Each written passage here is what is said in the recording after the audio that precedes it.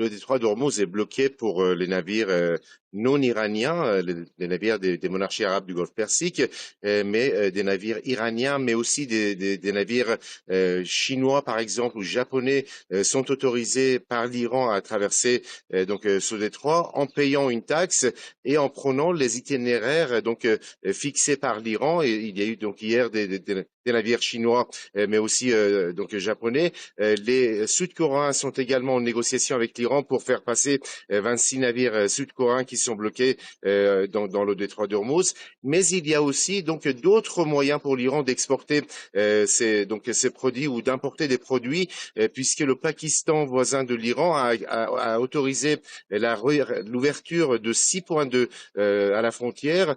Donc les produits arrivent dans les ports de Karachi, au Pakistan, et aussi le port de Gwadar,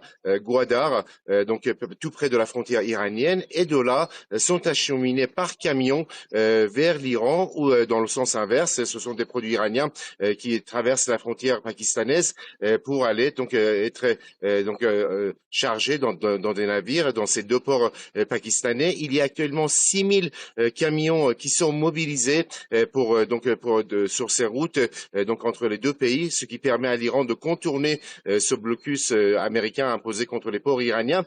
En plus de ça, il y a la frontière avec la Russie et puis un chemin de fer qui a été inauguré il y a 2 ans entre l'Iran et la Chine en passant par l'Asie centrale, qui permet d'importer ou d'exporter des produits entre les deux pays. Cela prend moins de temps, ça coûte beaucoup moins cher que le trafic maritime. Et enfin, il y a la frontière avec l'Irak, mais aussi la Turquie, avec deux pays avec lesquels l'Iran a beaucoup de commerce. Et donc, même si les ports iraniens sont partiellement bloqués par la marine américaine qui est stationnée à plusieurs centaines de kilomètres des côtes iraniennes dans l'océan Indien, il y a toujours pour l'Iran la possibilité d'exporter ces produits, notamment ces produits pétroliers, mais aussi d'importer des produits dont il a besoin.